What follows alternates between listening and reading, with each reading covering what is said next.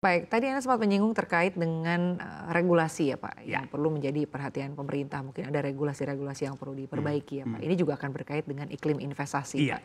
Nah bagaimana Anda melihat iklim investasi khususnya, di industri kelapa sawit selama ini dan mungkin harapannya untuk ke depannya ini seperti apa? Ya, jadi kalau usulan saya pada pemerintah, pertama eh, buat kebijakan dari pemerintah tentang tata kelola sawit ramah lingkungan. Yang tadi clue-nya adalah bahwa sawit itu harus membangun hutan.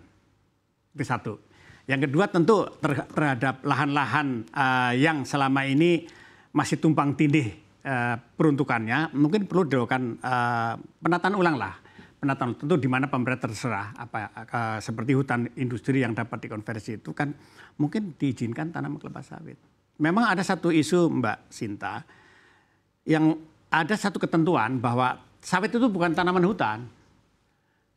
Yang lucunya karet malah tanaman hutan. Mestinya kan lebih hutan sawit daripada karet. Karena sawit dilempar aja bijinya langsung hidup. Lah ini isu-isu regulasi. Mungkin karena ini harus dikomunikasikan dengan para pemerhati lingkungan. Kadang-kadang kita belum apa-apa sudah dibully jadi mungkin.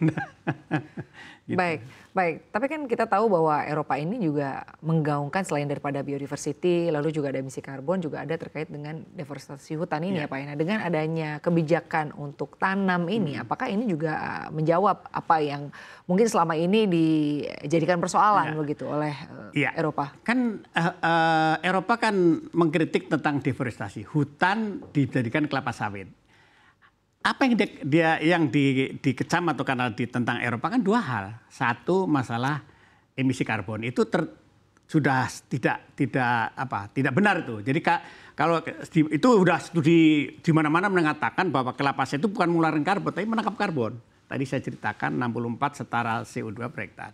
Jadi isu itu nggak ada masalah. Yang kedua isu biodiversity, keragaman hayati, keragaman lah itu memang kalau nanam sawit tidak sesuai yang konsep saya sampaikan tadi. Tapi kalau konsep nanam sawit dengan reforestasi areal di dalam sawit dengan kewajiban regulatif artinya mandatnya harus nanam hutan selesai.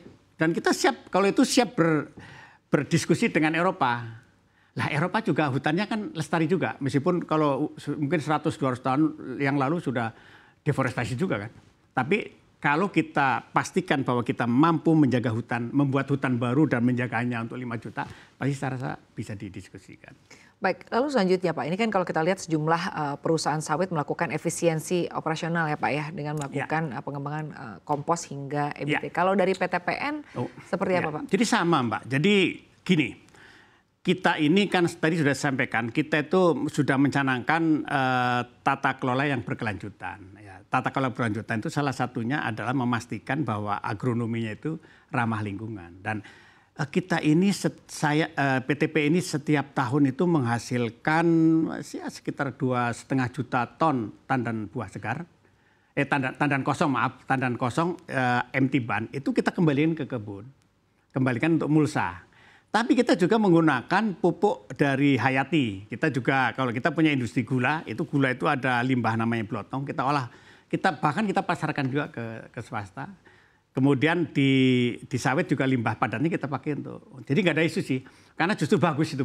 Di satu sisi kita mengurangi kos, di sisi lain ramah lingkungan. Jadi tanah itu tidak dipupuk dengan pupuk anorganik atau pupuk kimia yang itu bisa memiskinkan lahan dalam jangka panjang.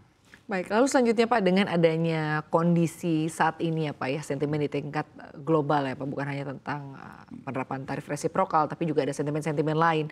Bagaimana penyesuaian target kinerja perusahaan untuk di tahun ini Pak? Jadi terima kasih. Jadi tahun ini kami mencanangkan target produksi itu naik dari 10% dari tahun lalu. Tahun ini 3 juta ton, tahun lalu 2,7 lah gitu.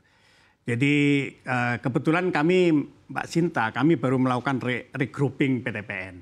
Jadi PTPN itu tadinya ada 10 PTPN, dari PTPN 1 sampai 14, 10 PTPN, sekarang menjadi satu entitas, namanya Palmco.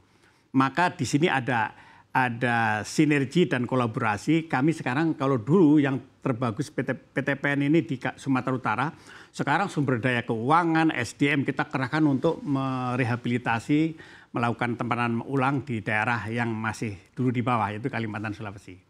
Jadi itu bagian kami kan luas sawit kami secara total nasional 600.000. Kami targetnya dalam 10 tahun 700.000. tidak tidak membongkar hutan, tapi mereplanting, meremajakan dan juga mengkonversi beberapa tanaman karet ke sawit, Mbak.